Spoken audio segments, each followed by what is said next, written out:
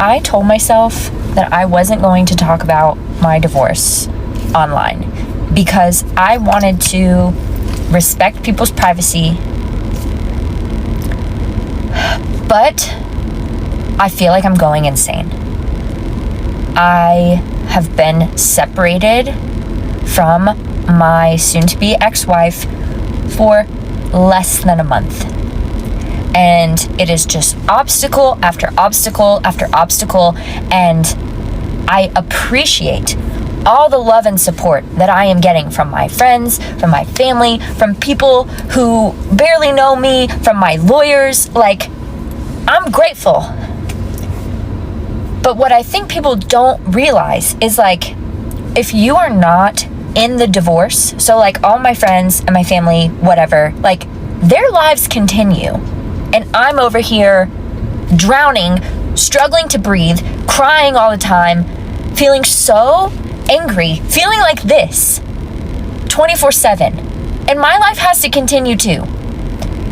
And I'm getting up in the morning and I'm doing the best I can because that's life. I'm a 30-year-old, like I'm an adult. I have a big girl job. That's just how it works. But I feel like I am screaming and I'm like back here screaming and everybody else has continued walking forward and they can't hear me anymore. And it's not their fault.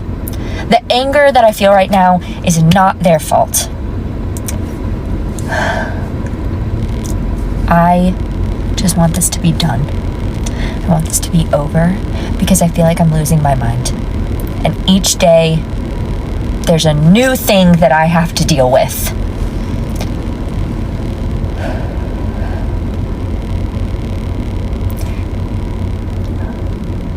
And getting divorced from a person who has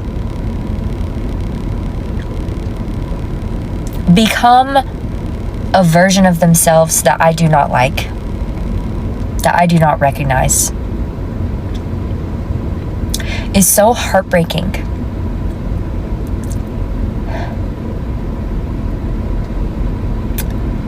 It's heartbreaking because I'm married to this person for a reason. I love this person. When me and this person got married, we discussed if we were ever going to get divorced, we were going to do it in the most amicable way possible. And I tried. I tried my very best. And maybe she is also trying her best. But her best isn't good enough. And maybe my best isn't good enough for her, but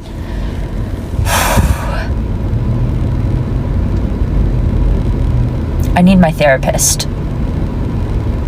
Or a punching bag. Hello everyone, welcome back to Big Sisters channel. Thank you so much for clicking in. So in today's video, we'll be discussing a very tough and often painful topic: why divorcing at 30 can feel like hell.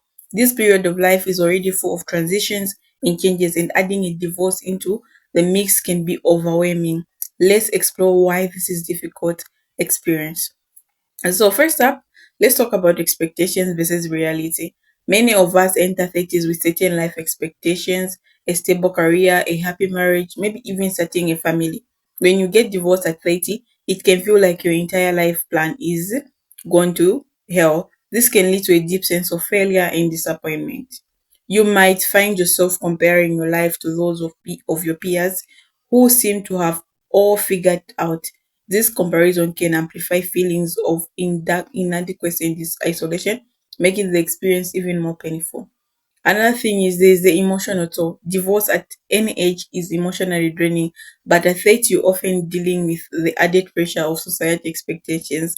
Friends and family might offer well-meaning advice, but it can sometimes feel like judgment or a pity, adding to emotional burden. The emotional uphill can be intense, from anger and sadness to relief and duty. It's a roller coaster of emotion that can leave you feeling exhausted and unsure of how to move forward. Another thing is financial instability is another major issue. By 30, many people have started building financial security, whether it's through a career, savings, or investment. Divorce can disrupt this stability, leading to financial strain, splitting of assets, legal fees, and potential loss of due income can create a significant financial challenges.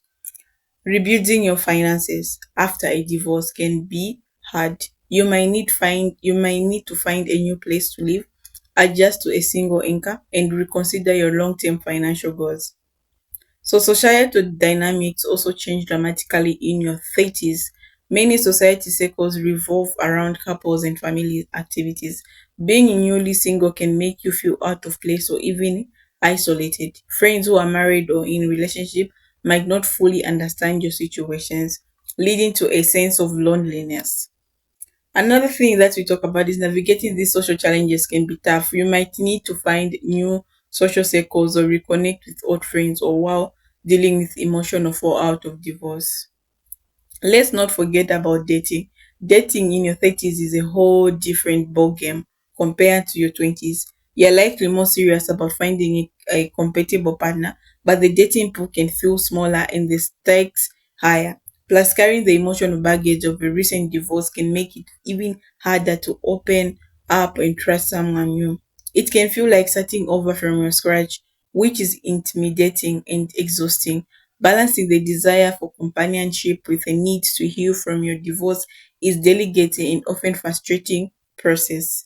So what can you do if you're going through a divorce at your 30s? First, give yourself permission to grieve and process your emotions. It's okay to feel hurt, angry, or sad. Surround yourself with supportive friends and family, and don't hesitate to seek professional help from your needs. Focus on rebuilding your life one step at a time. This might involve exploring new hobbies, investing in your career, or simply taking for self care. Remember, it's okay to take things slow and prioritize your well being. So, another thing that I want to talk about the divorce is that when you get divorced, don't blame yourself, especially for those of us who were much into toxic relationships. If you know you are coming from a toxic relationship, and if you know that your partner was a narcissist, please don't blame yourself. You're saving yourself. You want to live your life, okay? If your partner was a narcissist, these people they can kill you mentally. Just mentally you're not healthy.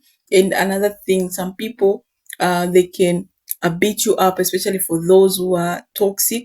They can beat you up until you die. So if you experience such type of things in your marriage, it's better you unfriend. Even if you have children or not children, there's always a chance to start afresh.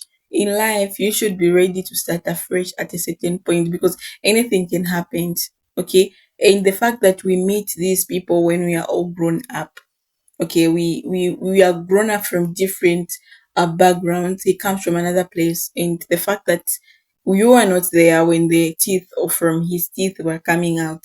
So we that person you just met when you're already big, so you don't really understand each other. You just understand, yeah, when you met, and you get to know each other when we are all grown-ups. Okay, so yeah, so that's a thing. So if you're going through a divorce, it's time.